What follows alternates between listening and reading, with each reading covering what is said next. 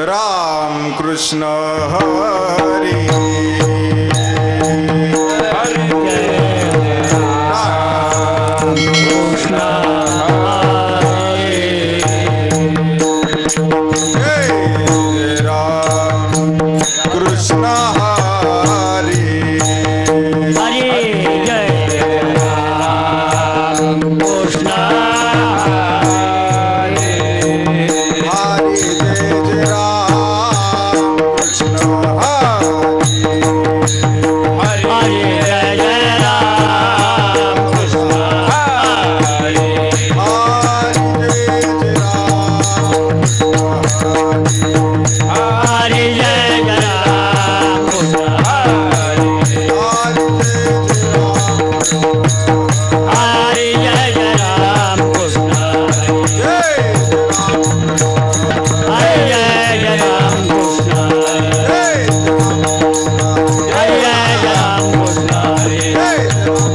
हरी हरी जय जय राम कृष्ण हरी हरी जय जय राम कृष्ण हरी हरी जय जय राम कृष्ण हरी रूप पाहता लोचने लोचने रूप पाहता लोचने लोचने रूप पाहता लोचने लोचने रूप पाहता लोचने लोचने रूप पाहता लोचने लोचने रूप पाहता लोचने लोचने रूप पाहता लोचने लोचने रूप पाहता लोचने सुख झाले ओ साजनी सुख झाले ओ साजनी साजनी ओ हा विठ्ठल परमात्मा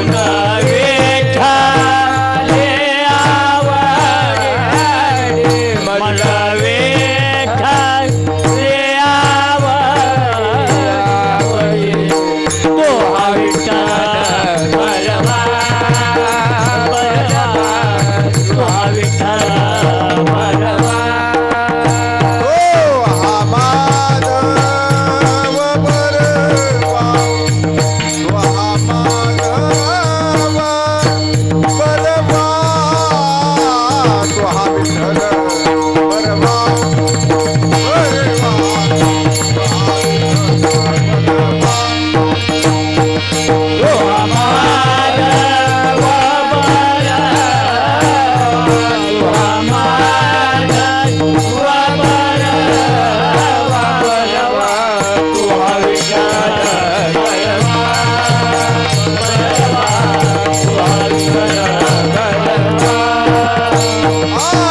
सर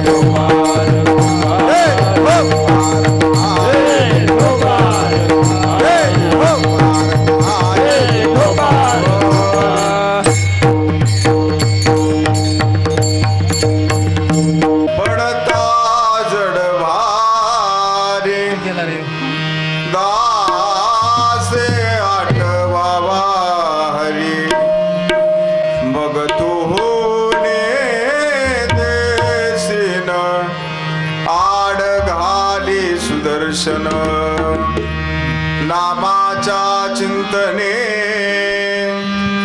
12 वाटा पळती विघ्ने मग तू होऊने देसीन आड घाली सुदर्शन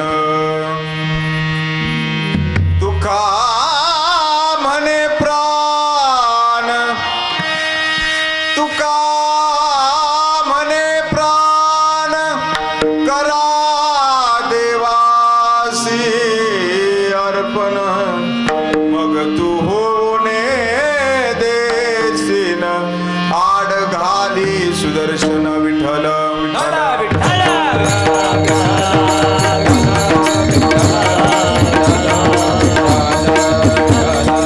वक्रतुंड महाकाय सूर्यकोटि समप्रभ निर्विघ्नं कुरु मे देव सर्वकार्येषु सर्वदा सर्वमंगलमांगल्ये शिवे सर्वार्थसाधिके शरण्ये त्र्यंबके गौरी नारायणी नमस्तुते पडता जड भाली दासी आठवा वारी मग तू होणे देसीन आड घाली सुदर्शन विठ्ठल विठ्ठल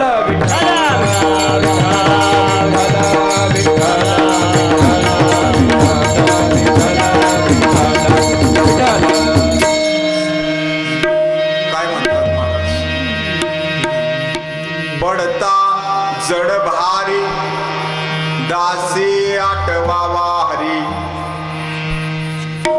प्रस्तुत प्राप्त सेवेसाठी घेतलेला अभंग माझे वैराग्याचे मूर्तिमंत पुतळे देहू निवासी असणारे माझे जगद्गुरु संत श्रेष्ठ श्री तुकोबाराया या अभंगामध्ये भक्तांच्यावर कधी काळी जरी संकट आली तर तुम्ही काय करा तर त्या भगवंताचं नामस्मरण करा पडता जड भारी एखाद्या वेळी तुमच्यावर जर संकट आलं तर तुम्ही काय केलं पाहिजे दासी आठवा वारी त्या भगवंताचं नामस्मरण त्या भगवंताला आठवा असं या अभंगामध्ये तुकोबराया सांगतात मग तो भगवंत तुम्हाला काय करेल मग तो होऊने देसीन आड घाली सुदर्शन बऱ्याच भक्तांची त्यानं कामं केलेली आहेत बऱ्याच भक्तांचं रक्षण केलेलं आहे या आपण पुढे पाहणार आहोत या अभंगामध्ये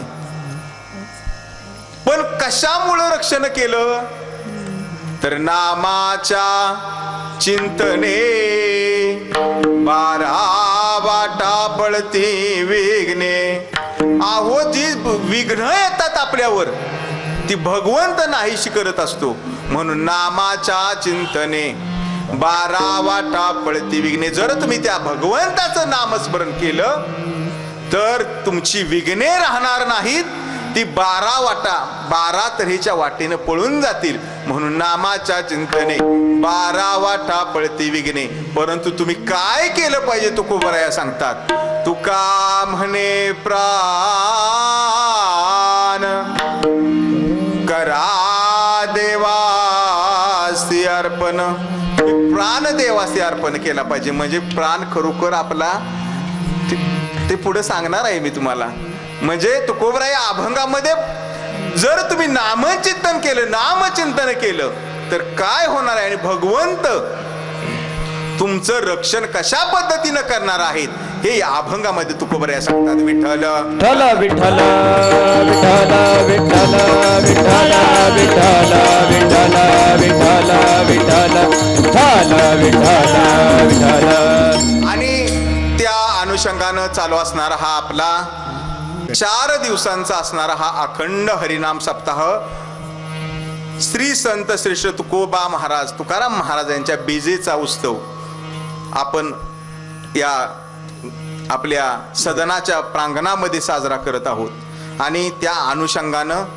हरिभक्तपरायण आमचे महाराज इथं आहेत मी त्यांचं नाव घेणे मी त्यांच्या नातवाप्रमाणे बरं महाराजांनी उत्कृष्ट पद्धतीने हा बीजेचा सोहळा 1, 2, 3 आणि या चौथ्या 4 चतुर्थ दिनी हा गाथा पारायण सोहळा महाराजांनी चालू ठेवलाय. बघा किती परम भाग्य आहे, आपल्या दारामध्ये नामस्मरण होणं ही किती भाग्याची गोष्ट आहे. कितीतरी कुळांचा उद्धार या नामस्मरणानं होणार आहे. आहो सांगायचं म्हटलं तर आता गावोगावी सप्त होत नाहीत आता, कारण हे कुणी एकल्याचा खेळ नाही, परंतु बाबांनी मोठ्या भक्तिभावानं तुकोबारायांच्यावर असणारी श्रद्धा बाबांची, आणि त्या श्रद्धेतच बाबा आज ड्रेसमध्ये आहेत. विठ्ठल विठ्ठल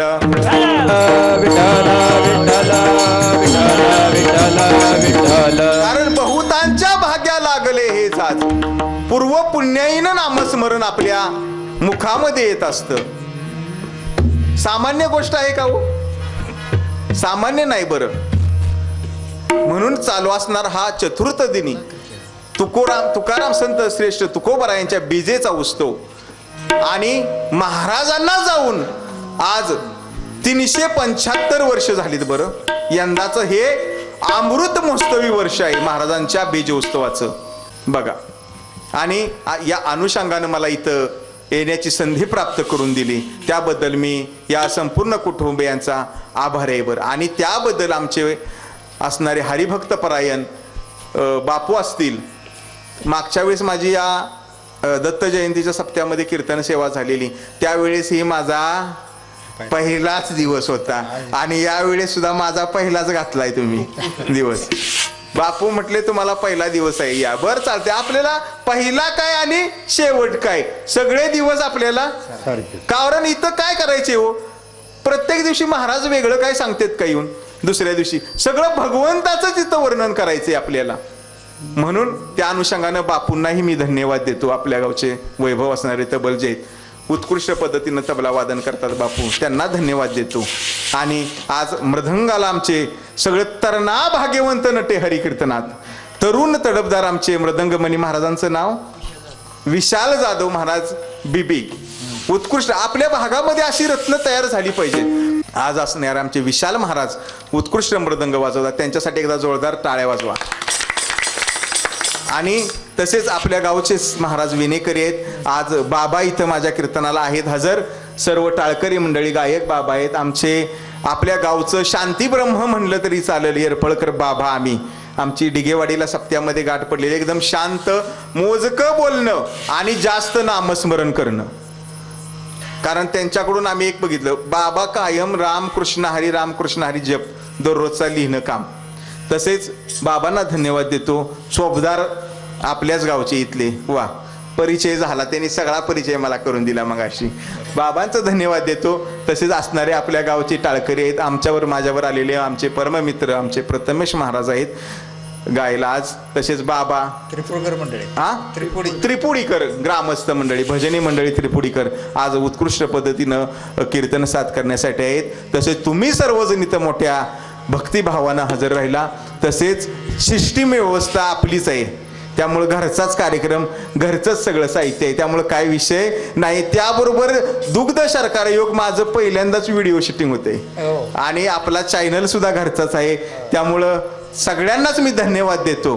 मंडप सुद्धा आपला आहे, लाइटिंग व्यवस्था, स्पीकर व्यवस्था, म्हणजे इथं काही आज कमी नाही. विठ्ठल विठ्ठल विठ्ठल विठ्ठल विठ्ठल विठ्ठल विठ्ठल. तुकोबारायांना जाऊन आज 375 वर्ष झालीत बरं. आणि हे अमृत महोत्सवी वर्ष आहे. देहूमध्ये जर तुम्ही आज गेला तर मोठ्या भक्तिभावानं समाज आज जमा झालाय देहूमध्ये. गाथेचं पारायण मोठ्या आनंदात चालू आहे. लाखो समाज आज बीज उत्सवासाठी देहूमध्ये दाखल आहे. महाराजांना जाऊन 375 वर्ष झाली. आज सप्तशतकोत्तर महोत्सव हा चालू आहे. त्या अनुषंगानं महाराजांना दंडवत आपण करूया. ओम नमो सद्गुरु तुकया ज्ञानदीपा, नमो सचितानंद रूपा, नमो भक्त कल्याण मूर्ती, नमो भास्करा पूर्ण कीर्ती. सेवे लागी सेवक झालो, हा सेवे लागी सेवक झालो, हा सेवेला गे सेवक झालो सेवेला गे सेवक झालो तुमच्या लागलो निज चरणा आओ स्वामी तुकया देवा यावरी न करावा वेर तुमच्या लागलो निज चरणा तुमच्या लागलो निज चरणा आहो स्वामी तुकया देवा या विनर करावा वेरू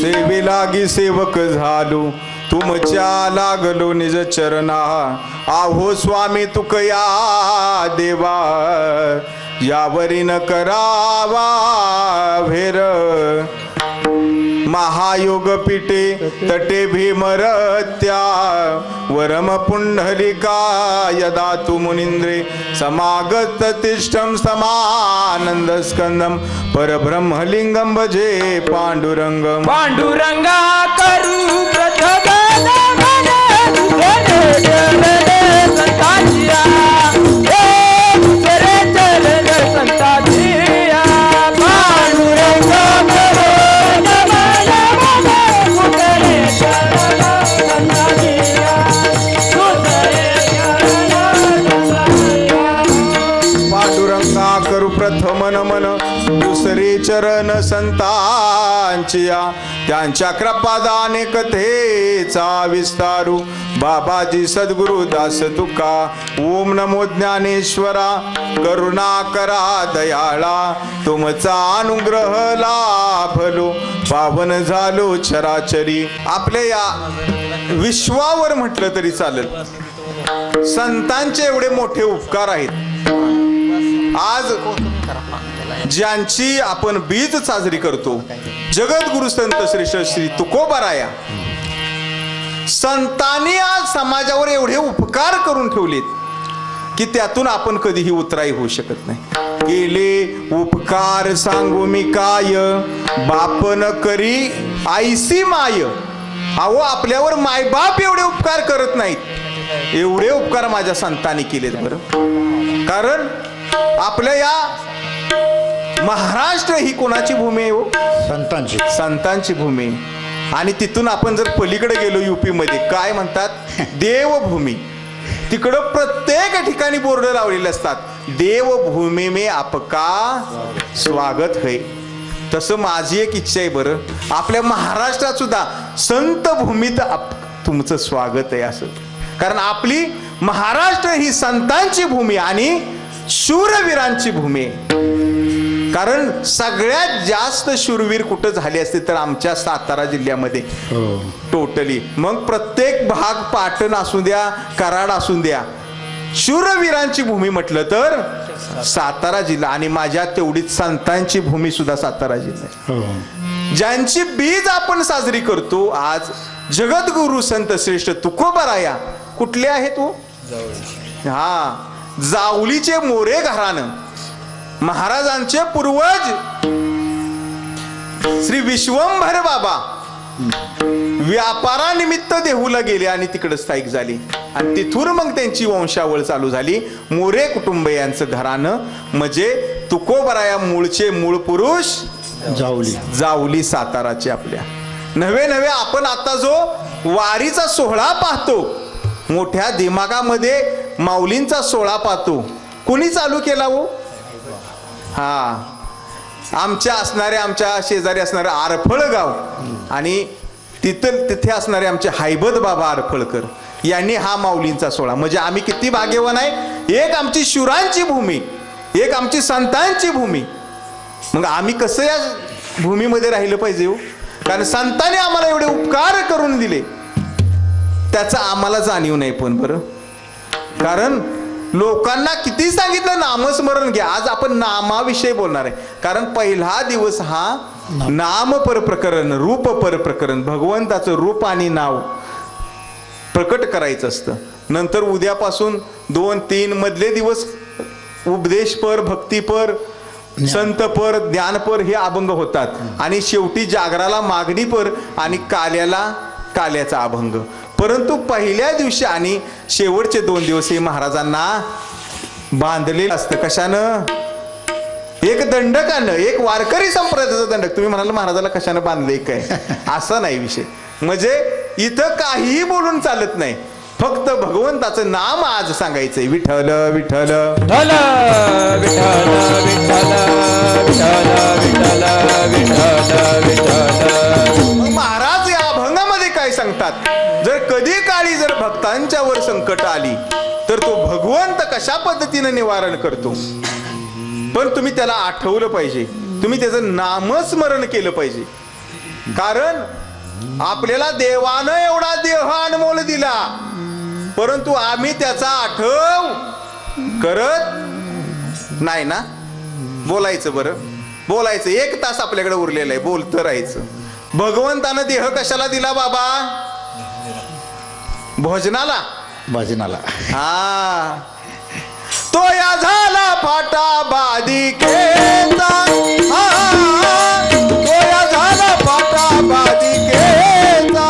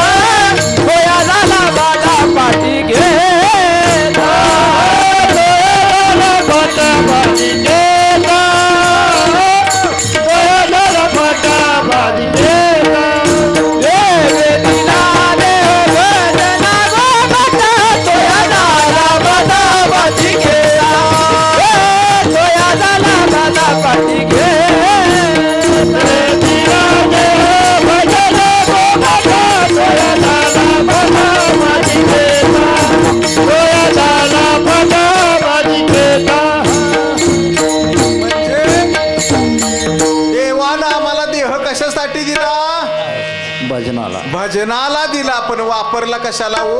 भजनाला. हा, भोजनाला वापरला. माणसांना भोजनामध्ये सुख वाटतं. म्हणजे आम्ही फक्त खाण्यासाठी हा देह वाया घालवला, परंतु भगवंतानं आम्हाला एवढा देह सुंदर असा दिला. कोणत्या तरी प्राण्याला देह सुंदर आहे का? बघा ना, मनुष्य जन्मालाच फक्त भक्ती करण्याचं ज्ञान आहे. इतर कुणाला आहे का? बाकी बैल भजन करतात, बैल कीर्तनाला येत नाहीत. हा, बैल वारीला जातेत का बाबा? हा, बैलांना वारीला जायचं कळत नाही. म्हणजे तुम्हाला कितीही सांगितलं, परंतु आम्हाला या नरदेहाची किंमत नाही. कारण नरदेह दुर्लभ आहे. नरदेह दुर्लभ जाना, शतकर्षाची वर गणना, त्यामध्ये दुःख यातना. तुम्ही आठवा मधुसूदना, तुम्ही वासुदेव वासुदेव म्हणा. संतांनी सांगितलं बाबा तुम्ही भजन करा त्या भगवंताचं. तरी सुद्धा आम्हाला देह एवढा सुंदर दिला, एवढा सुंदर दिला, परंतु आम्ही त्याचा वापर फक्त याचं त्याचं रानातलं पीक चोरण्यासाठी केला. जाता जाता कोणाचा भुईमुंग उपट, कुणाचा आता हरभरा आलाय तर हरभरा हळूच उपट. म्हणजे आम्ही देह कशासाठी वापरतो? दिलेल्या कामासाठी वापरत नाही, नामासाठी, नामाचं चिंतन करण्यासाठी भगवंतानं देह दिला, परंतु आम्ही त्याला विसरलो. एक दृष्टांत तुमच्या पुढे ठेवतो. देवानं देह दिला, परंतु त्याचा उपयोग आपल्याला कळला नाही. एक राजा होता. बरं, राजा जंगलामध्ये शिकारीला गेला आणि एक सावज समोर त्याला दिसलेला आहे. सावज समोर दिसल्याबरोबर राजा त्या धनुष्याला बाण लावतो. परंतु एक असाच तुमच्या आमच्यासारखा एक उदरनिर्वाह करण्यासाठी त्या जंगलामध्ये लाकडं तोडायची, ती लाकडं घ्यायची आणि बाजारात आणून विकायची आणि ती विकल्यानंतर त्याचे जे पैसे मिळतील ते पैसे आपल्या घरी नेऊन आपला उदरनिर्वाह करायचा. अशा पद्धतीने एक तो गरजू असणारा, तो लाकूड तोड्या, तो कष्टकरी शेतकरी त्या जंगलामध्ये होता. समोर राजा पाहिला, त्यानं राजाला पाहिलं. राजा आता त्या सावज त्याला भेट दिसलेलं एक, तो त्याला बाण मारणार, परंतु त्या लाकूड तोड्याचं लक्ष त्या राजाकडे गेलं, त्या राजाच्या पायाकडे गेलं. एक त्या राजा जिथं उभा राहिलेला होता त्या उभा राहिलेल्या ठिकाणी त्याच्या पायाच्या शेजारी एक विषारी नाग फडी काढून, तो फणा काढूनच उभा होता. त्या लाकूड तोड्यात असणारा गरीब बिचार, त्याला दिसतं की आता जर आपण या राजाला जर हलवलं नाही तर त्याला काय होणार, तो सर्प चावणार, दंश करणार सर्प. एवढ्यात तो जवळ जातो आणि राजाला जोरात ढकलून देतो. राजा म्हणतो, काय तू म्हणला, एकदा तर किती दिवसातनं मला शिकार सापडली पुढं, आणि तू मला ऐन टायमिंगला ढकलून दिलं. तेवढ्यात राजाचं लक्ष शेजारी जातं सापाकडं. साप वळवळ वळवळ करत, त्या धक्क्यामुळे, त्या हालचालीमुळे साप निघून जातो. राजाला लक्षात येतं, या लाकूड तोड्याने, या बिचाऱ्याने जर आपल्याला जर ढकललं नसतं तर आज आपला प्राण गेला असता, हा सर्प आपल्याला चावला असता. राजा एवढा खुश होतो त्या लाकूड तोड्यावर, त्या गरीब बिचारावर एवढा खुश होतो की तो त्या राजा, त्या लाकूड त्याला म्हणतो की माझ्याकडे एक 2 एकराची चंदनाची बाग मी तुला बक्षीस देणार, कारण तू मला आज वाचवलंस, मला आज तू वाचवलेलं आहे. मी तुझ्यावर खुश आहे, तू माझा प्राण वाचवलास. मी आज तुला माझ्याकडे जी असणारी 2 एकर चंदनाची बाग आहे ती तुला मी बक्षीस करून देतो. झालं, राजानं ती बाग त्याच्या स्वाधीन केली, त्याला दाखवली. ही चंदनाची झाड आहे, 2 एकर चंदनाची झाड आहे. आता हा लाकूड तोड्या झाला की खुश घरी जातो. आपल्या पत्नीला सांगतो, मला आज राजानं अशी हकीकत घडली जंगलामध्ये, आणि आपल्या राज्याचा असणारा राजा त्यानं मला 2 एकर चंदनाची झाड असणारी बाग मला बक्षीस दिली, ती माझ्याकडे नावे करून दिलेली. झालं, दररोजचा लाकूड तोड्याचा धंदा काय, लाकडं गोळा करायची. परंतु आता आयती बाग सापडली. आता राजानं आयती चंदनाची बाग दिली म्हणल्यावर काय होते, आता जंगलात जायची काय गरज आहे का? बघा ना, मग काय त्याचा दररोजचा धंदा चालला. ह्यानं काय करायचं, दररोज त्या चंदनाची झाडं तोडायची, बाजारात नेऊन विकायची, त्याचा तो कोळसा करायचा, त्या भट्टीत जाऊन, आणि तो विकायचा, कोळसा करायचा, विकायचा, घरी न्यायचं, त्याचं किती पैसे येतील तेवढा उदरनिर्वाह करायचा. बरं, काही दिवसांना असाच पुन्हा राजा त्या फेरफटका मारत असताना त्या लाकूड तोड्याला दिसतो. राजाला वाटलं आता हा बराच सुधारला असेल.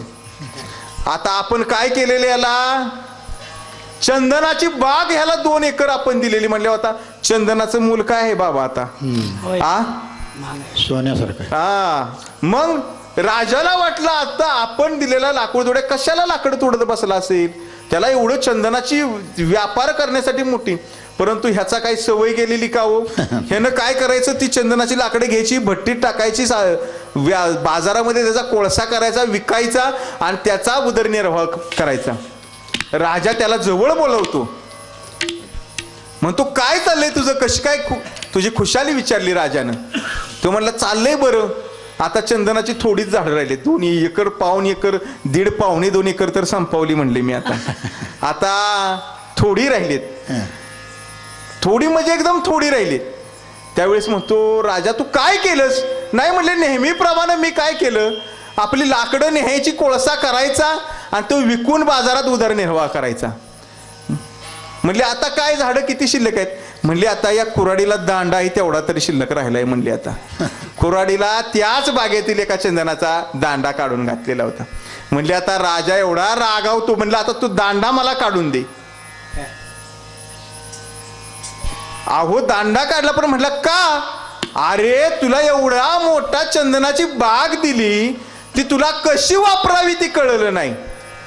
महाराज त्या लाकूड तोड्यासारखी आपली गत झाली बरं का. त्या लाकूड तोड्याला दृष्टांत बसले, तो स्वतःला आपलेला आहे. भगवंतानं चंदनासारखा आम्हाला देह दिला, परंतु आम्ही त्याचा कोळसा करून घालवला. बघा ना, आम्ही संसारामध्ये इतर काम करण्यासाठी हा देह वापरला, परंतु भगवंतासाठी वापरतो का बाबा? मग काय केलं आपण? त्या लाकूड तोड्यासारखं त्या चंदनाची बाग जशी झिजवली त्या पद्धतीनं आम्ही देह झिजवत आहे.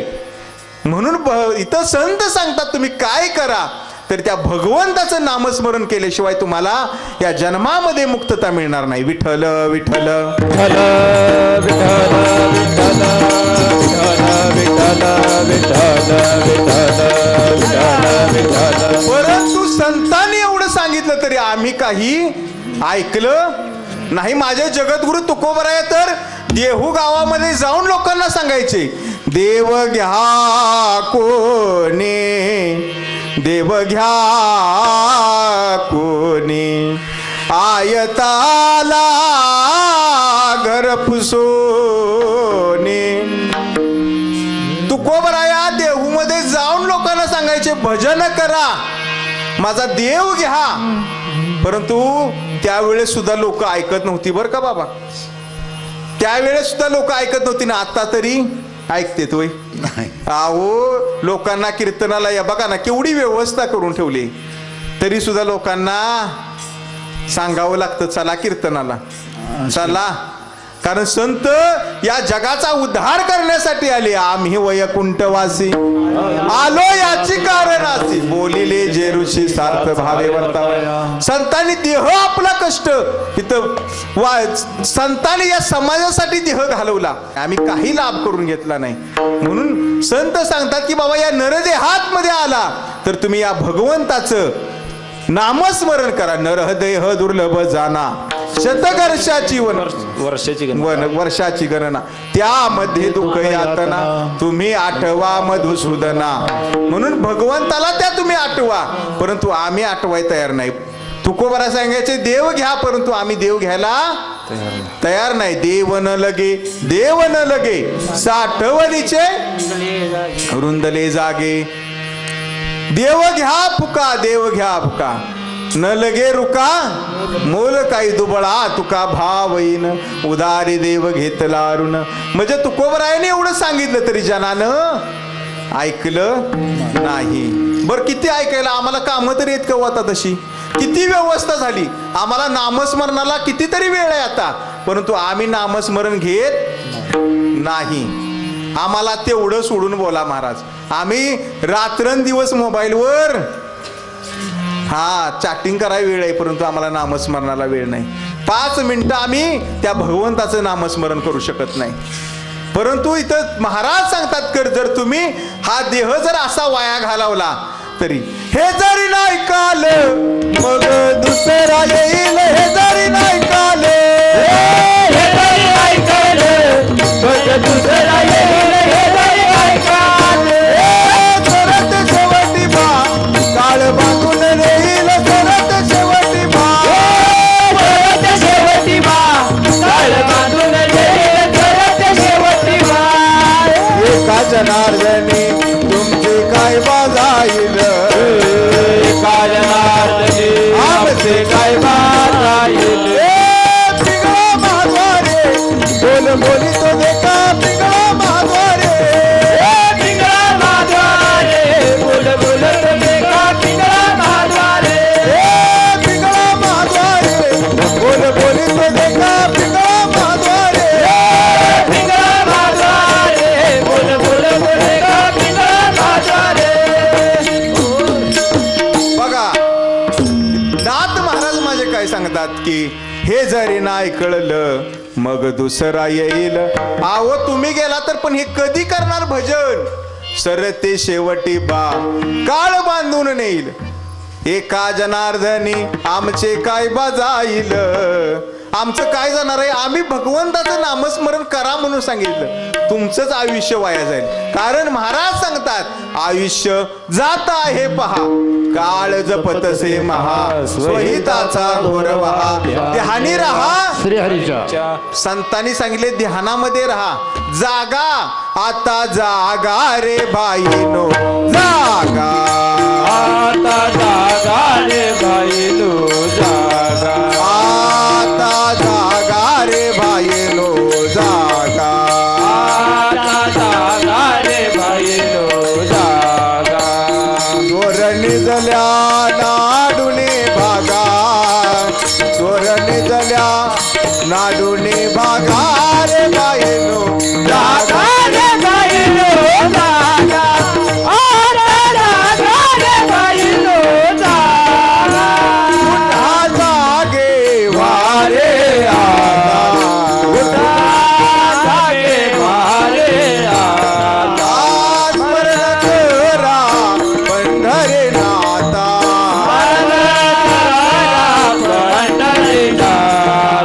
आवे चरणे देवा माता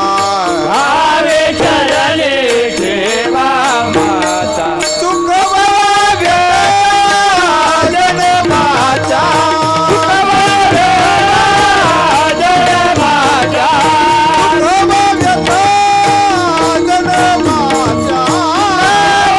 वाग्यता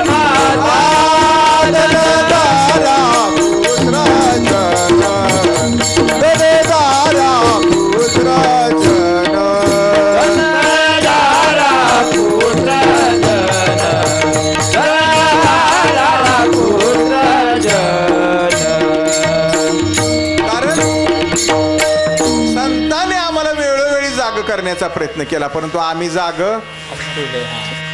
आम्ही आजपर्यंत जाग झालो नाही जाग व्हायची मूलभूत तत्व तिथं लावलेत बरं का मी मगाशी आलो त्यावेळेस बाबांचं आमचं बोलणं झालं समाजामध्ये काय पाहिजे आपण काय केलं पाहिजे सर्व तत्व तिथं लावलेत बघा उत्कृष्ट पद्धतीने व्यसन का करू नये परस्त्रिया माते समान माना किती व्यवस्थित तिथं सुंदर बाबांनी लिहिलेलं आहे कारण ही जीवनाची मूलभूत तत्व आहेत बरं का कारण समाज आज भरकट चाललेला आहे भरकटच चाललेला आहे समाजात एवढ्या अत्याचार चाललेत जो राजा तो त्याचा अधिकारी आपण बघितली कितीतरी प्रकरण आता उघड सांगण्याचं काय हा सगळ्यांना इथं माहिती आहे म्हणजे किती आपला आवाज दाबला जातो समाजामध्ये सामान्यांचं काम आहे का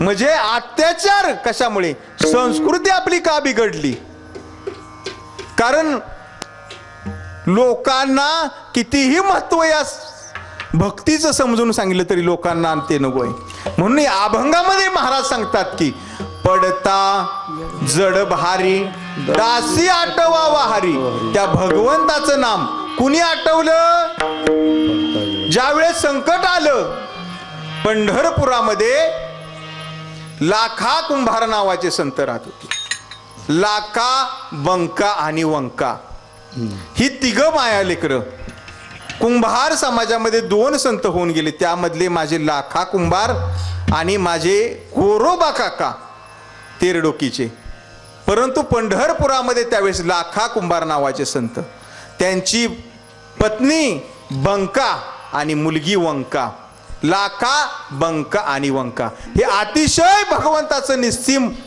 भक्ती करणारं घरानं एवढं भगवंतावर प्रेम दिनरजने आपला व्यवसाय करावा कुंभार समाजाचा व्यवसाय काय हो मातीची भांडी गाडगी मडकी बनवणं त्याच्यावर आपला उदरनिर्वाह लाखा कुंभारांचं नित्याचं काम होतं की शेतामध्ये जायचं माती आणायची मडकी तयार करायची ती विकायची एक दिवस महाराजांनी काय केलं 200-300 अशी मडकी बनवली आणि त्याचा मोठा आवा रचला आता आवा म्हणजे इथं माहित असेल सर्वांना आवा आता इथं तरुण पोरं नाहीत त्यांना आवा म्हणजे कळणार नाही काय ते म्हणजे आवा म्हणजे काय ही महाराज सांगते आवा आवा आवा चालले आवा म्हणजे ज्यावेळेस कुंभार काका ते मडकी तयार करतात आणि ती भाजण्यासाठी ते एक रचून असा भिंत असते पुढं जाळ घालण्यासाठी तो आवा रचतेत आणि तो प्रज्वलित करतात पेटवतात आणि ती मडकी बरोबर त्यामध्ये भाजून निघतात मग लाखा कुंभाराने काय केलं, ती मडकी सर्व रचून घेतली आणि तो आवा प्रज्वलित केला. परंतु काय झालं, लाखा कुंभारांच्या घरी एक मांजर होती बरं, आणि ती मांजर नेमकी त्या काकाने बनवलेल्या त्या डेऱ्यामध्ये, त्या आव्यामध्ये, एका डेऱ्यामध्ये व्यायलेली, आणि तिची 2 पिल्लं त्या डेऱ्यामध्ये होती. काकांच्या काही लक्षात आलं नाही. ती मांजर आवा पेटवल्यानंतर काकांच्या शेजारी आली आणि त्या आव्या भोवतनं डोळ्यातनं अश्रू येऊन मोठ्यानं ओरडू लागली. माझ्या लाखा कुंभारांना सुद्धा एवढं दुःख वाटलं, ही मांजर का ओरडते. त्या आव्याच्या भोवती मांजर फिरायची आणि मोठमोठ्यानं ओरडायची, रडायची, आणि डोळ्यातून त्या मांजरीच्या घळघळ घळघळ घळ अश्रू वाहत होते. एका आईलाच आपली पिल्लं गमावल्यानंतर काय वेदना होते, त्या मांजरीला ती वेदना होत होती. मग ती मांजर फिरत असताना ती काकांच्या, त्या लाखा कुंभारांच्या लक्षात येतं, ही मांजरीची पिलं आपल्याकडून चुकून या आव्यामध्ये राहिली आणि आपण तर आवा प्रज्वलित केला आणि त्या कोणत्या तरी डेऱ्यामध्ये हिची मांजरीची पिलं असणार आहेत. लाखा कुंभात मोठ्यानं रडू लागले. त्यावेळेस त्यांची मुलगी असणारी वंका, कारण लेकीचं आपल्या बापावर एवढं प्रेम असतं, कारण लेकीशिवाय प्रेम कोण करत नाही हो. मुलं असून काय कामाचे आहे, तू लेक पाहिजे. म्हणून लेक ती वंका त्या लाखा कुंभारांच्या जवळ येते. बाबा का रडता तुम्ही, काय झालं. अगं बेटा, या आव्यामध्ये या मांजरीची पिल्लं अडकली आणि तो आवा मी प्रज्वलित केलेला आहे, आणि आवा काही एका दिवसाने विझणार आहे का हो. तो 2, 3, 4 दिवस तो आवा पेटत तो धुपत राहतो. त्यावेळेस काका मोठ्यानं रडू लागतात. त्यावेळेस ती वंका म्हणते, बाबा तुम्ही रडू नका, आजपर्यंतची तुम्ही भक्ती केली ती काय तुम्ही अशीच केली का. त्या भगवंताला काळजी आहेत. ती वंका त्या लाखा कुंभारांना समजवते. बाबा असू द्या म्हटले, आपण पाहून घेऊ. 2-3 दिवस गेल्यानंतर काय होतं बघ, हळूहळू हळू तो आवाज शांत होतो. लाखा कुंभार काय करतात, ती मडकी हळूहळू हळूहळू हळू काढायला सुरुवात करतात. मडकी काढल्यानंतर शेवट एक डेरा राहिलेला असतो, खाली 2-4 डेरे होते. त्यातल्या एका डेऱ्यात काका जाऊन पाहतात तर एक डेरा भाजला नव्हता बरं का, तो तसाच कच्चा राहिलेला, आणि त्या डेऱ्यामध्ये आत पिलं खेळत होती. बाबा ते लाखा कुंभार मोठ्यानं रडू लागले आणि त्या भगवंताचा धावा करू लागले, भगवंता तू आहेस बर का, तू आहेस, एवढा मी आवा प्रज्वलित केला, परंतु जसं भक्त प्रल्हादाला तू रक्षिलस अग्नीपासून, जसं पांडवांचं लक्षण केलंस लाक्षग्रहामध्ये, तसं या मांजरीच्या पिलांचं लक्षण केलं. म्हणून महाराज सांगतात की पडता जड भारी, पडता जड भारी, पडता जड भारी, पडता जड भारी. दासे आठवावा हरी, दासे आठवावा हरी, आठवावा हरी, दासी आठवावा हरी, दासी आठवावा हरी, दासी आठवावा हरी. पडता जड भारी, दासे आठवावा हरी,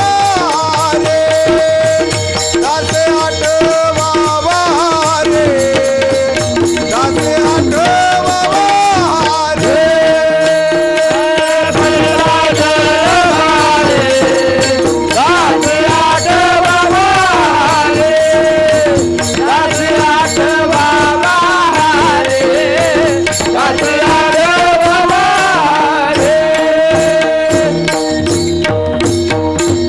म्हणजे त्या लाखा कुंभारांची भक्ती बघून भगवंतानं काय केलं हो, त्या पिलांचं रक्षण केलं.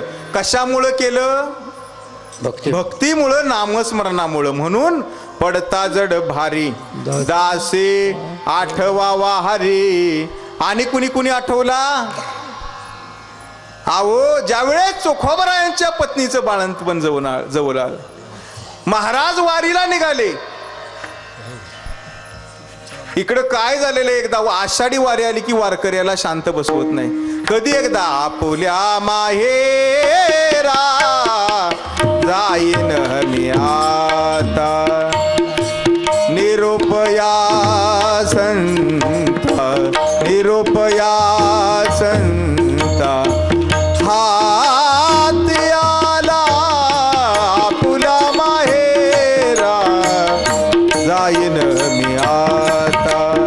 वारकऱ्याला काय होतं, एकदा वारीचे वेध लागले त्याला घरी राहत नाही. बरं, खरा वारकरी घरी राहत नाही, डुप्लिकेट घरी झोपल बरं का. परंतु जो खरा वारकरी वारीचा वेध लागला की जसं चोखोबरा वारीला निघाले.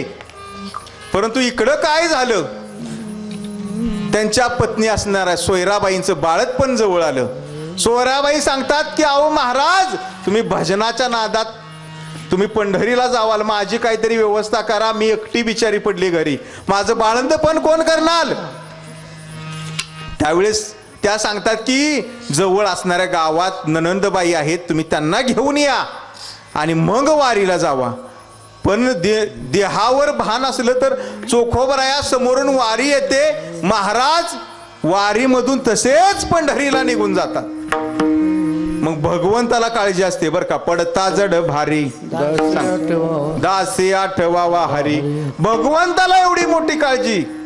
रखमाबाई मातेला भगवंत सांगतात आता आम्हाला गेलं पाहिजे, बरं माझ्या भक्तांच्यावर संकट आले, मला गेलं पाहिजे. मग भगवंतानं काय केलं हो, मस्त अशी आजी नऊवारी साडी भगवंत नेसला. आता नऊवारी साडी बघायला सुद्धा हाय काही तर एकत्र आज एक सगळ्या सहावारीवाल्या बसलेत. नऊवारीवाले कोण आहे, एकच तेवढ्या आजी आहेत माग चष्मावाल्या.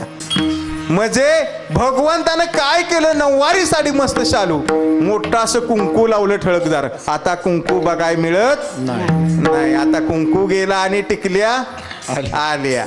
म्हणजे भगवंताने एवढं सुंदर रूप त्या चोखोबरायांच्या बहिणीचं साकार केलं. शालू नेसला, भर जरी कुंकू लावलं मोठं. आणि भगवंत इकडं काय झालं, चोखोबरायांच्या घरी आले, त्या दारात आले आणि घरावर हात थाप मारली. वैली बुगडा दार हाका मारे, वैली बुगडा दार हाका मारे, वैली बुगडा दार हाका मारे, वैली बुगडा दार हाका मारे. चोखोबाची बहीण दादा शारंगधर, चोखोबाची बहीण दादा शारंगधर, वैली बुगडा दार हाका मारे, वैली बुगडा दार हाका मारे. वैली बुगडा दार हाका मारे, वैली बुगडा दार हाका मारे. भगवंतानं काय केलं, चोखोबरायांच्या बहिणीचं रूप घेतलं, घरी आले व त्या पत्नीचं बाळंत पण चोखोबरायांच्या केलं. नाव ठेविले कर्म मेळा. मग काही भगवंतानं सुट्टी दिली नाही, बारसं सगळं केलं, नाव कर्म मेळा ठेवलं, सगळं झालं. आणि इकडं वारी सुद्धा झाली. त्यावेळी चोखोबरायांच्या लक्षात येतं आता आपल्याला आता घरी गिरायक गेल्यावर काय कमी बोलेल का. आता म्हणले आपल्याला लक्षात नाही, हिचं बाळंतपण जवळ आलेलं, बहिणीला आपल्याला घरी सोडायचं होतं माहेरला, आणि आपण तर वारीला आलो. चोखोबराया लगबगीनं जातात बहिणीच्या गावाला, बहिणीला घेतात. तवर इकडं भगवंत काय थांबतोय वय, भगवंत पुन्हा विटेवर येऊन उभा राहिली. इकडं चोखोबराया भगवंत त्या बहिणीला घेतात व घरी जातात. त्यावेळेस चोखोबरायांच्या स्वराबाई म्हणतात अहो आत्ताच गेला आणि परत माघारी कशा आला. त्यावेळेस चोखोबरायांना लक्षात येतं की त्या पत्नी म्हणते की अहो आत्ता तर नंदूबाई तुम्ही घरी गेला ना, तुम्ही माघारी लगेच कशा आला. त्या नंदूबाई म्हणतात मी आत्ता मला या बंधून आणले घरी माहेरला, आणि तुम्ही काय सांगताय आत्ता गेला. अहो आत्ताच मी येते बंधू या दादाबर. त्यावेळेस चोखोबरायांच्या लक्षात येतं की भगवंतानं आपल्यावर जे संकट आलं त्याचं निवारण भगवंतानं केलं. हे महाराज अभंगाच्या पहिल्या चरणात सांगतात. पडता जड भारी दासी आठवावा हारी. जर त्या भक्तावर जर संकट आलं तर भगवंत त्याचं निवारण करतो. परंतु काय, मग तो होऊन देसीन आड घाली सुदर्शन. कुठं सुदर्शन आड घातलं? माझ्या पांडवांच्यावर किती संकट आली. पाहाते पांडव अखंड वनवासी परित्या देवासी आठविती. पांडवांच्यावर एवढी संकट आली. नव्हे नव्हे ज्यावेळेस द्रौपदी मातेला त्या सभेमध्ये आणलं, त्या कौरवांनी तिची वस्त्र छेडण्याचा प्रयत्न केला. सर्व सभेमध्ये हजर होते, कुणाचाही घास नाही झाला. की त्या दुःशासनाला अडवावं, त्या दुर्योधनाला गप्प बस म्हणावं. सर्व सभा भरलेली आहे त्या राज्यामध्ये. धृतराष्ट्र आहेत, इथं पुढे सर्व पितामह भीष्म आहेत, द्रोणाचार्य कृपाचार्य बसलेत. परंतु कोणाचाही घास झाला नाही त्या कौरवांना अडवण्याचा. त्यावेळेस काय झालं हो, त्या द्रौपदीला त्या सभेत आणली गेली, तिची वस्त्र ओढण्याचा प्रयत्न केला. त्यावेळेस भगवंतानं काय केलं, कोठे गुंथलासी द्वारकेच्या राया वेळ का सकया विला दीनानाथ ब्रिज सांभाळी आपुले. अरे भगवंता तू कुठं गेलास? द्रौपदीनं ज्यावेळेस धावा केला त्यावेळेस काय झालं हो, नेसती लुगडी स्वय झाला. आपल्या सुदर्शन चक्रातूनच डायरेक्ट वस्त्र निर्माण केली आणि डायरेक्ट द्रौपदीला पुरवली. म्हणून मग तो होऊने देसीन आड घाली सुदर्शन. कितीतरी असे दाखले देता येतील आपल्याला. परंतु या भगवंताचं आपण नामस्मरण घेतलं पाहिजे. कारण नाम घेतल्यानंतरच ज्ञान प्राप्त होतं. बरं का आधिगर ज्ञान प्राप्त होतं का हो? डायरेक्ट कोणाला ज्ञान येतं का? नाम घेतल्याशिवाय ज्ञान प्राप्त होत नाहीत. आमचे महाराज, नाव काय महाराज तुमचं? विशाल जाधव.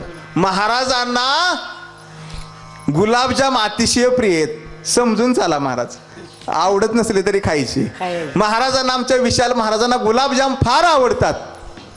म्हणून महाराज गेले कुठं, आपली जवळ पाटणची बाजारपेठ आहे. महाराज त्या स्वीट मार्ट कुठले आहेत पाटणमध्ये आपल्या प्रसिद्ध, नाव सांगाय का? हा, मन मंदिरामध्ये गेले. वा, आपली मन मंदिराची टॉकेजला चालतं. मग या मन मंदिरा स्वीट मार्ट मध्ये आमचे विशाल महाराज गेले आणि त्यांना फार गुलाबजाम आवडायचे. महाराज गेले आणि त्या दुकानदाराला विचारतात की अहो दुकानदार, गुलाबजाम कसे पावशेर दिले? दुकानदार बोलले 100 रुपये पावशेर आहेत गुलाबजाम, घेऊन जावा, तुम्हाला फार आवडत. आता वारकऱ्यांना काय गुलाबजाम, बासुंदी, श्री बालाजीचा बेत. मग महाराज म्हटले मला गुलाबजाम अतिशय प्रिय आहेत. परंतु महाराज म्हटले गुलाबजाम 100 रुपये पावशेर आहेत, तर याच्यावर जो पाक आहे तो कसा आहे हो? त्यावेळेस तो दुकानदार म्हणतो, महाराज तुम्ही गुलाबजाम 100 रुपयानं पावशेर घेतले तर तो गुलाबजामचा पाक सुद्धा मी तसाच बरोबर देणार त्याच्या. म्हणजे गुलाबजाम घेतल्यानंतर पाक ऑटोमॅटिक येणार. त्यावेळेस आमचे महाराज खूप हुशार होते. महाराज म्हणले मला गुलाबजाम नको, मग मला पाक द्या. पाक देईल का हो दुकानदार तसा? मग याच्यामध्ये असं आहे की नाम म्हणजे गुलाबजाम आणि ज्ञानरूपी पाक.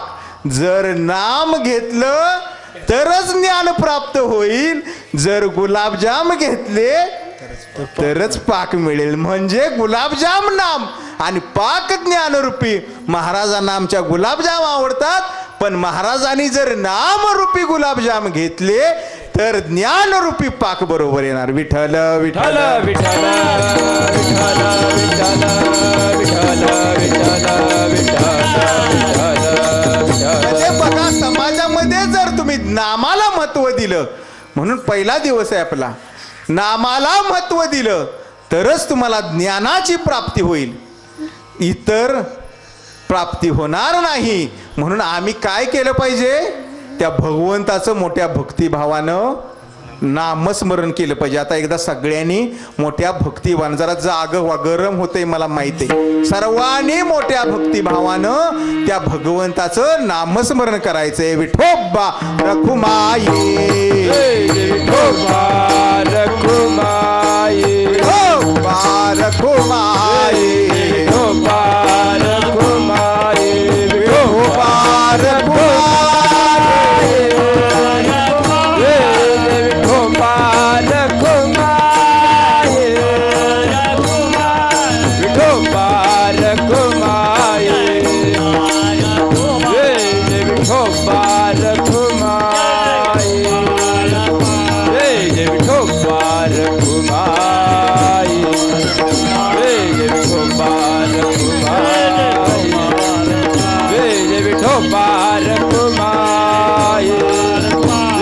विठोबा रखुमाई,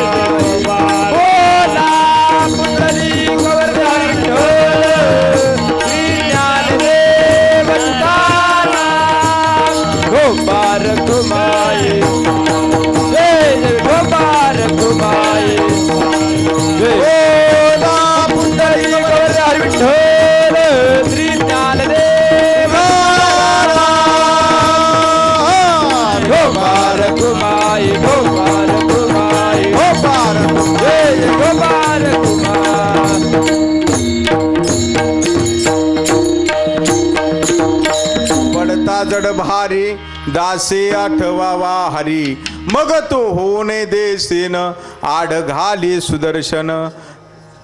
पुढं महाराज सांगतात की नामाच्या चिंतने 12 वाटा पळती विघ्ने. मग नामाचं चिंतन कुणी कुणी केलं हो, कुणी केलं? असे अनेक दाखले आपल्या पुढे नामाचे चिंतनाचे आहेत की नाम घेतल्यानंतर त्या भगवंतानं त्या संकटामधून त्यांना ज्यांना तारलेलं आहे. आजचा दिवस कोणता आहे? महिला मंडळ. हा, त्यांनी सांगितलं नाही पण आपला सण आहे आज उद्या आपल्या वाटणी वाचणारा सण आहे हा. सगळे सण वर्षातले महिला मंडळींना किती आहेत? अहो सगळंच तुमच्याकडे आहे. ते आम्हाला 3च ठेवलेत फक्त. त्यातलं आज आणि उद्या 2 आणि 1 बैलपोळा, एवढंच सण आम्हाला. म्हणजे आज कोणती तिथे पोळ्या जास्त खाल्लेत वाटतं सगळ्यांनी. हा, आम्हाला एवढंच माहिती आहे फक्त. हा, शिमगा. आज काय आहे? होलिका दिन, दिन होलिका पौर्णिमा.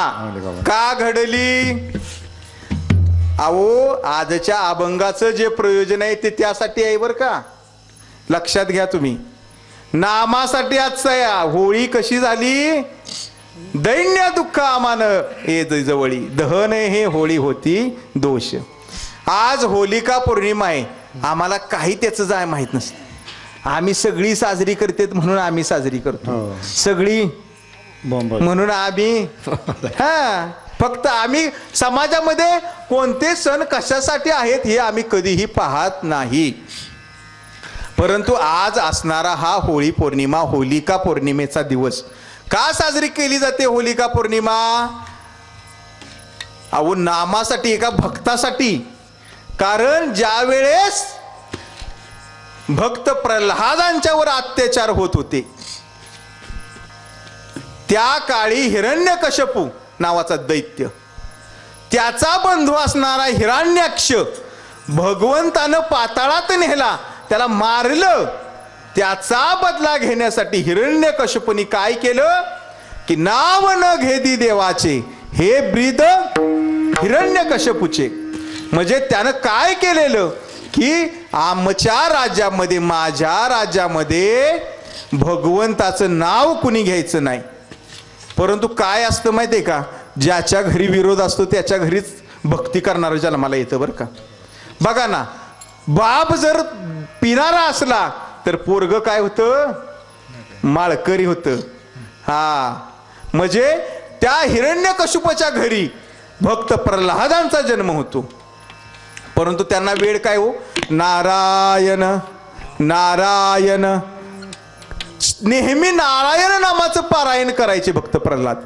परंतु त्याला एवढा त्या मुलाचा आपल्या राग यायचा की मी माझ्या राज्यामध्ये देवाचं नाव घ्यायला नाही लावलं आणि हे माझं कार्ट घराच्या मुळावर उठले. हे दररोज उठतंय की नामस्मरण करत सुटते नारायण नारायण. ओम नमो भगवते वासुदेवाय. म्हणजे त्याचं एवढं नामस्मरण असायचं. हिरण्यकशिपू म्हणतो याला काहीतरी केलं पाहिजे आता आपण. मग काय करतो, माझ्या राज्यामध्ये कुणी नाव घ्यायचं नाही. सैनिकांना सांगतो हे माझं जरी कार्ट असलं, हे माझा मुलगा असला तर याला कडेलोट करून टाका. याचा कड्यावनं फेकून दिलं जातं भक्त प्रल्हादांना तरी सुद्धा. नामस्मरण. कारण हृदयी गोविंद म्हणून या. कारण त्यांचं एवढं भजन प्रिय होतं, नाम प्रिय होतं भक्त प्रल्हादांना. हत्तीच्या पायाला बांधलं जातं पिसाळलेल्या, उकळत्या तेलामध्ये टाकलं जातं त्या कढईमध्ये. अहो भगवंत रक्षण करतो. जो भगवंताचं नाम घेतो त्याचं रक्षण हा भगवंत करत असतो. मग एक दिवस काय झालं, जी आजची तिथी त्यासाठी सांगतोय बरं का. कारण नामाचं महत्व. आणि आज असणारी तिथी होलिका पौर्णिमा. त्यावेळी सुद्धा नेमकी त्या हिरण्यकशिपूची असणारी बहीण होलिका हिच्याजवळ बातमी पोचते की आपल्या भावाचं हे कार्ट हे भगवंताचं नाम घेते. ती भावाजवळ जाते व म्हणते अरे दादा तू काय काळजी करू नको, त्याचा काटा मी काढते. ती होलिका काय करते, मग ते मला देवानं भगवंतानं मला एक वर प्राप्त झालाय की मला आग्नी जाळू शकणार नाही. मला आग्नी जाळू शकणार नाही. त्यावेळेस ती होलिका सांगते की एक मोठी चिता तयार करा, त्या चितेवर मी बसते याला घेऊन आणि तुम्ही अग्नी प्रज्वलित करा. सर्व तयारी होते. ती होळी तयार केली जाते, ती चिता तयार केली जाते आणि त्यावर प्रल्हादाला मांडीवर घेऊन ही होलिका बसते. आणि तो दिवस म्हणजे आजच आहे बरं का. आणि ती होळी प्रज्वलित केली जाते, पेटली जाते होळी. सर्व राक्षस बाजूला उभे राहतात. राक्षस सर्व बघण्यासाठी त्या राज्यामधले हिरण्यकशिपूच्या. ती होळी प्रज्वलित केल्यानंतर मोठा अग्नी तयार होतो. आता ती एवढी खुश होते, आता ह्यो प्रल्हाद जाणार. परंतु एकच प्रल्हादानं टाहू केलं, नारायण नारायण.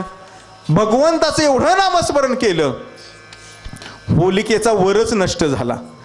होलिका भक्त प्रल्हाद जळण्याऐवजी त्या होलिकेलाच अग्नी लागतो.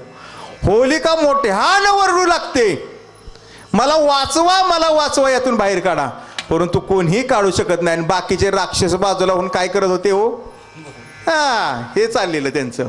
सर्व राक्षस त्या होळीच्या बाजूला ओरडत होते. आणि आपण आता काय करतो, काय संबंध आहे का आपला, आपण काही दैत्य कुळातला आहे का ओरडायला. म्हणजे ती होलिका जळत होती म्हणून ते राक्षस ठोटा ठोटा शेजारी बोंबलत होते. म्हणून आपणही काय करतो, आपला काय संबंध आहे. म्हणून ती होलिका त्या प्रल्हादाला घेऊन त्या होळीत त्याला जाळण्याचा प्रयत्न करते. परंतु नामाच्या चिंतने 12 वाटा पळती. तो भक्त प्रल्हाद त्या नामाचं एवढं चिंतन करतो की त्या नामाच्या चिंतनावर भक्त प्रल्हाद हे त्या भक्तीच्या जोरावर त्यातून तरुण निघतात.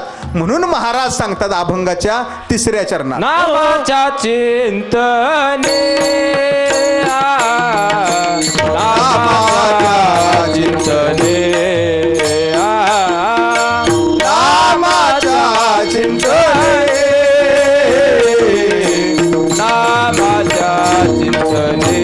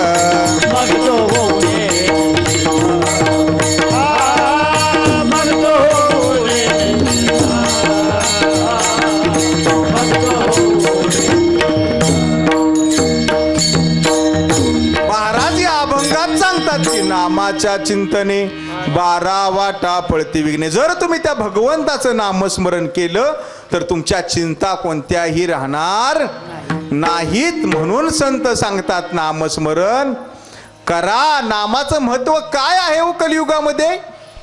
नाम सर्वश्रेष्ठ आहे, कारण त्या नामावर आपण तरू शकतो. म्हणून महाराज या अभंगामध्ये नामाचं महत्व सांगतात की तुम्ही काय करा, जर नाम घेतलं तर तुमच्यावर येणारी संकट ही सर्व दूर होतील. म्हणून महाराज सांगतात नामाच्या चिंतने 12 वाटा पळती विघ्ने. तुम्ही अनेक वाटा आहेत या विघ्नांना जायला, पण तुम्ही फक्त काय केलं पाहिजे? भगवंताचं नामस्मरण केलं पाहिजे. ज्ञानेश्वर माऊली ज्ञानराज माऊली महाराज ज्ञानेश्वर माऊली ज्ञानराज माऊली महाराज ज्ञानेश्वर माऊली महाराज ज्ञानेश्वर माऊली ज्ञानराज माऊली तुकाराम ज्ञानेश्वर माऊली ज्ञानराज माऊली. ज्ञानेश्वर माऊली ज्ञानराज माऊली तुकाराम.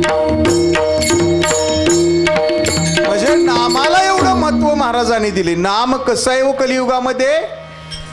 एक दृष्टांत देतो. 4 पांडव अर्जुन भीम नकुल सहदेव एकदा अरण्यामध्ये जात असताना अर्जुनाला एक समोर ते 4 पांडव त्या गुरुदेवांना त्यांच्या विचारतात की नाम एवढं श्रेष्ठ का आहे कलियुगामध्ये?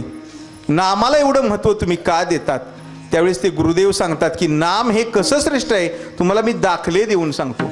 अर्जुनाला सांगतात की तू जरा चालत जा अरण्यामध्ये. अर्जुन एका वाटेनं चालत जात असताना त्याला एक गाय एका वासराला चाटताना दिसते. अर्जुन अचंबित होतो. ती गाय एवढी त्या वासराला चाटत असते की त्याचं रक्त निघत असतं. तो अर्जुन एवढा अचंबित होतो, माघारी येतो, परत विचारतो गुरुदेवा ती गाय एवढी त्या वासराला चाटते, त्याला वेदना होतात, ते रक्त येतंय, हे असं का? त्यावेळेस अर्जुनाला सांगतात की अरे कलियुगामध्ये कलियुग म्हणजे काय आहे, कलियुगामध्ये कसं काय नामस्मरण श्रेष्ठ आहे. त्यावेळेस ते गुरुदेव सांगतात की अरे या कलियुगामध्ये पालक आपल्या मुलांच्यावर एवढे प्रेम करतील त्या प्रेमामध्ये त्यांना एवढं वायफट मुलं होतील, दुःखी होतील, आणि ती मुलं त्यांना सांभाळ करणार नाहीत, त्यांना दुःख देतील पालकांच्या अतिप्रेमाच्या लाडामुळं. परत ते भीम सुद्धा जातात. तर एका अरण्यामध्ये कोकिळा एका सश्याचं मांस खात असते, एवढी सुंदर गाणारी कोकिळा. त्यावेळेस भीम विचारतो गुरुदेवांना माघारी येऊन, अहो एवढी सुंदर गाणारी कोकिळा आणि तिने एक ससा धरलेला आणि त्याच्यावर टोचा मारत आहे.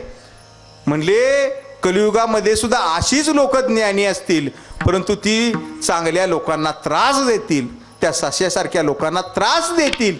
ती कोकिळा जरी गाणारी असली तरी त्या सश्याचं शोषण करते, त्या पद्धतीनं चांगली लोक त्या भाविकांचं शोषण करतील.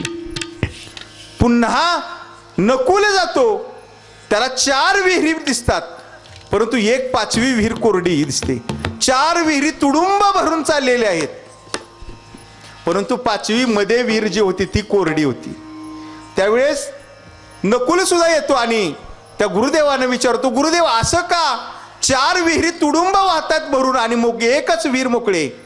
अरे बाबा कलियुगामध्ये असंच होणार, प्रत्येकाकडे धनसंपत्ती येणार, परंतु जो गरीब आहे त्याला कोणीही मदत करणार नाही. अफाट श्रीमंत लोक होतील कलियुगामध्ये, परंतु गरीबाची कुणीही काळजी करणार नाही. जसं की त्या 4 विहिरीमध्ये पाणी आहे, परंतु एक 5वी विहीर कोरडी आहे. परत सहदेव सुद्धा जातो. सहदेवाला एक असं चित्र दिसतं की एका भल्या मोठ्या डोंगरावरून एक मोठी शिळा गडगडत खाली आलेली आहे. तिनं असंख्य वृक्ष उन्मळून पाडलेले आहेत, परंतु ती शिळा गडगडत आली आणि ती एका गवताच्या काडीला येऊन थांबलेली. त्यावेळेस सहदेव येऊन त्या गुरुदेवांना सांगतात, गुरुदेव असं का की ती शिळा एवढी मोठे मोठे वृक्ष पाडून त्या उतारावरून खाली आले, आणि एका गवताच्या काडीला येऊन टेकली. त्यावेळेस गुरुदेव सांगतात की त्या शिळेसारखंच आहे.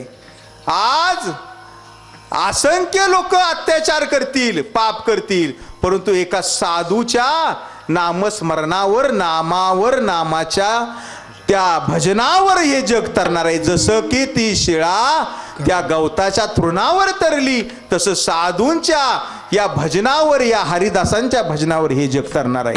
म्हणून या कलियुगामध्ये नाम श्रेष्ठ आहे. विठ्ठल विठ्ठल विठ्ठल विठ्ठल विठ्ठल विठ्ठल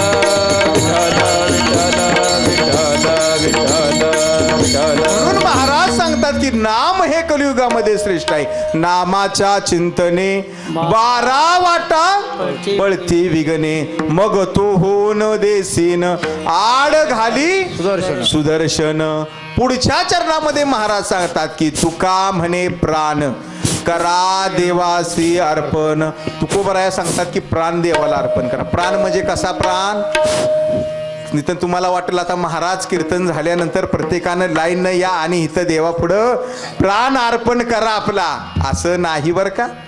तुकोबराय इथं वेगळा अर्थ घेतात की तुम्ही भक्ती करा, एवढी भक्ती करा, त्या भगवंताचं वेळ तुम्हाला लागलं पाहिजे, एवढं नामस्मरण करा की कलियुगामध्ये नामस्मरणालाच आज महत्व आहे. कारण कितीतरी लोकांनी वेशा गणिकाती सत्य लोकांनी लिहिली. कशावर? नामस्मरणाच्या. कानोपात्र कशी होती हो? एका वेशेची मुलगी होती, हीन जाती ती, तिला कुणीही जवळ करत नव्हतं. परंतु माझ्या भगवंतानं मंदिरामध्ये तिची समाधी बांधायला सांगितली ना. गेलाय ना पंढरपूरला. संत कान्होपात्रीची समाधी कुठे आहे? देवाच्या उजव्या बाजूला. आपण ज्यावेळेस दर्शन रांगेमधून खाली पायऱ्यामधून उतरतो, मंदिरात आत चलत जातो, तिथंच उजव्या बाजूला कान्होपात्रीची. म्हणजे तुका म्हणे प्राण, भक्तीच्या जीवावर कान्होपात्रा सुद्धा उद्धार पावली. म्हणून महाराज सांगतात तुका म्हणे प्राण करा देवासी अर्पण. तुम्ही सर्वस्व भक्ती ही भगवंताच्या पायावर अर्पण करा. याच्यामध्येच आपल्या जीवनाचं खरं सुख आहे. तुकाराम तुकाराम तुकाराम तुकाराम तुकाराम तुकाराम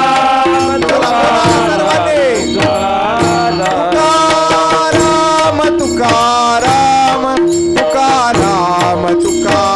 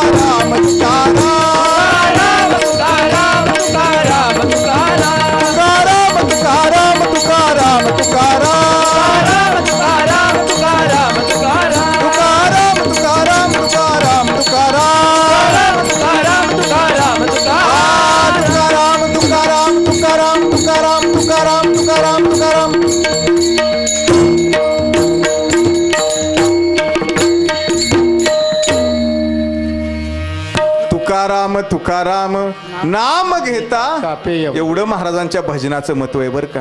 महाराजांच्या नुसत्या नाव जरी घेतलं तरी यमाला थरकाप सुटतो.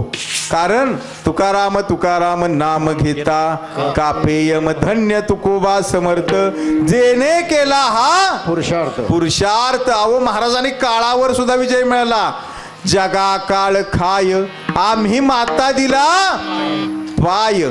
म्हणजे महाराजांनी काळावरही विजय. म्हणून महाराजांचं भजन अतिशय प्रिय. म्हणून तुकाराम तुकाराम नाम घेता का प्रेम. म्हणून महाराज सांगतात तुका म्हणे प्राण करा देवासी अर्पण, मग तो होणे देशीन आड घाली सुदर्शन. यथामती यथा अवकाश. माझ्या बुद्धीला जे रुचलं, माझ्या बुद्धीला जे पटलं आणि मी ठरवून अभंग आलो नव्हतो बरं. आज महाराजांचं काहीतरी नामाचं वर्णन करावं म्हणून डायरेक्ट अभंग घेतला. पडता जड भारी. मागच्या वेळेस कुठला अभंग घेतलेला वरती मी कोण होता ऐकायला आठवतंय का अभंग? तुटे भवरोग संचित क्रियामान भोग आईसे विठोबाचे नाम उच्चारिता खंडे जन्म या अभंगावर झालेलं. म्हणून एका गावामध्ये डबल अभंग घेतला तर लोक काय म्हणतील हो, महाराजाला काय येत नाही दुसरं एकच सांगतंय सारखं. म्हणून असं व्हायला नको. म्हणून आज सेवेसाठी घेतलेला अभंग जगद्गुरु संत श्रेष्ठ तुकोबाराय यांचा की नामाचं महत्व सांगणारा, भक्तांचं कसं संकट दूर केलं भगवंतानं हा सांगणारा अभंग होता. माझ्या बुद्धीला जे महाराजांनी जे बुद्धी दिली महाराजांनी ते माझ्याकडून करवून घेतलं. सेवके करावे सांगितले काम. कारण ही कुणाची सेवा आहे? भगवंताची सेवा आहे, भगवंताची महाराजांची सेवा आहे.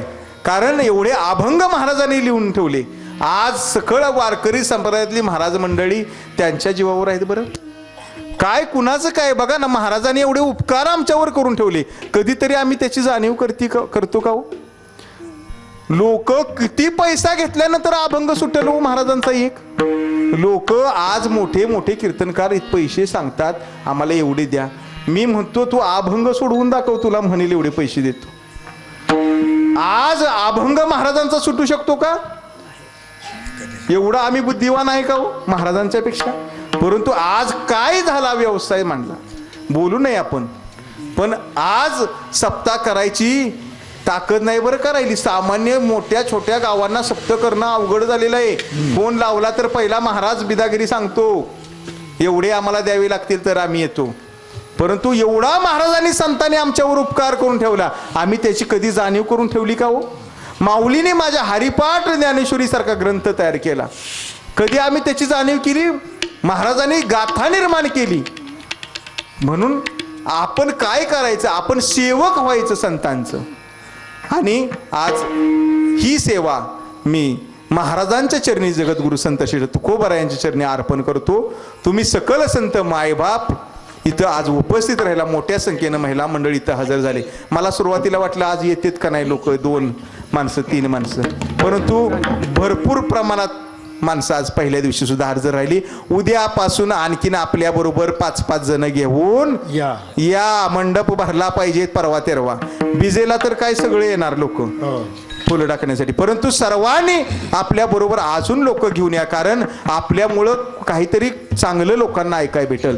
म्हणून तुमच्या सर्वांचं दर्शन घेतो. तुमच्या सर्वांच्या चरणी मी ही सेवा अर्पण करतो. भगवान पांडुरंग परमात्म्याच्या चरणी अर्पण करतो. आज सेवेसाठी सर्व मंडळी इथं हजर राहिलात. आमचे मृदंगमणी असतील, तसेच आपल्या घरचेच पुत्र आहेत तिथं, चिरंजीव महाराजांचे नातू आहे तिथं पकवाजावर. बघा, कुळी कन्या पुत्र होती जे सात्विक, तयाचा हरिक वाटे तेव्हा हे बीज आहे. सप्ताह केलेल्याचं हे फलित आहे. काहीतरी त्यातून निर्माण होतंय. म्हणून आज उत्कृष्ट मृदंगाचार्य आपले महाराजांचे चिरंजीव आहेत ना, आज आपले मृदंगावर बसले नातू आहेत. हा, प्रसाद महाराज, प्रसाद उत्कृष्ट गोड प्रसाद. त्यांच्यासाठी एकदा टाळे वाजवा. मग दोन्ही मृदंगमणीसाठी टाळे वाजवा. आज आमचे बापू आहेत तबल्यासाठी. सर्व वारकरी मंडळी आमचे त्रिपुडीकर सर्व मंडळी बाबा गायला आहेत. आमचे असणारे परममित्र आमचे प्रथमेश महाराज नेहमी आमच्या बरोबर एका भावाप्रमाणे लहान आमच्या बरोबर असतात. उत्कृष्ट गायन करतात. त्यांचा आभार मानतो मी. बाबा आहेत तिथं, पेटीवर बाबा आहेत, चोपदार भारदस्त आहेत, शूरवीर आहेत. तसेच सर्व मंडळी गायक आपले येरफळकर बाबा आहेत, विनेकर आहेत. सर्वांच्या चरणी ही सेवा अर्पण करतो. आणि छोटीशी भैरवी होईल आणि त्यानंतर सेवेला पूर्ण विराम होईल. मी म्हणते तुका मने प्राण म्हणा म्हणा तुका मने प्राण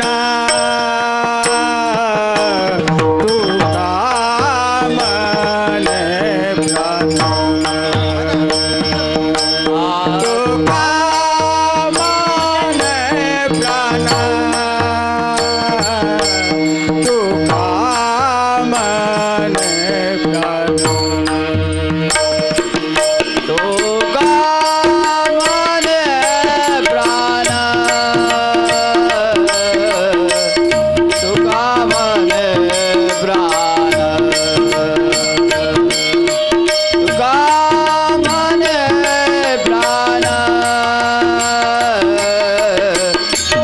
दिसना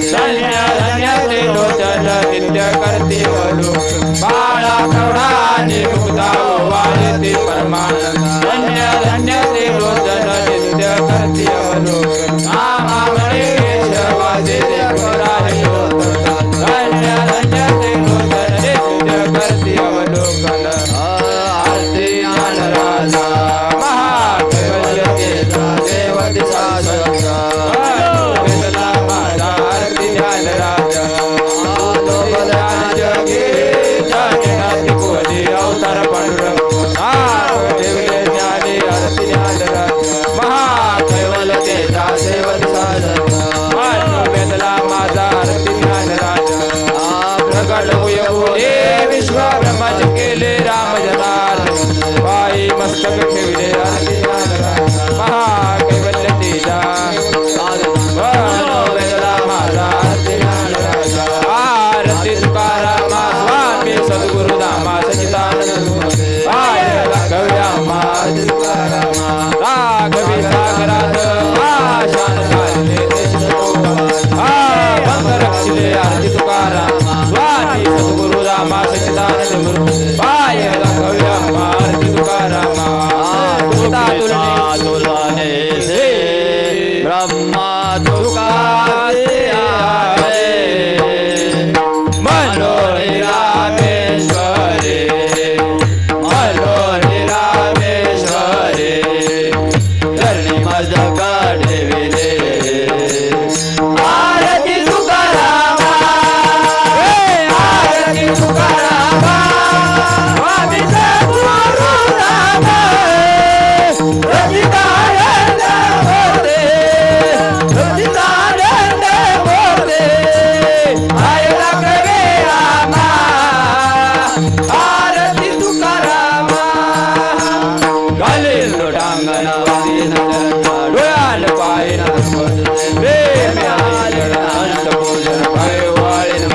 विठ्ठल रखमाय ठोबारक मागणी ते कृतप्रती आहे देशील तरी पाहे पांडुरंगा या संतास समजले आणि तुझे काय नको देवा तुका म्हणे आता उदार तो हे मज ठेवी पाय संताची या संतास निवे समजले आणि तुझे काय न मागू देवा ज्ञानदेव तुकाराम ज्ञानदेव तुकाराम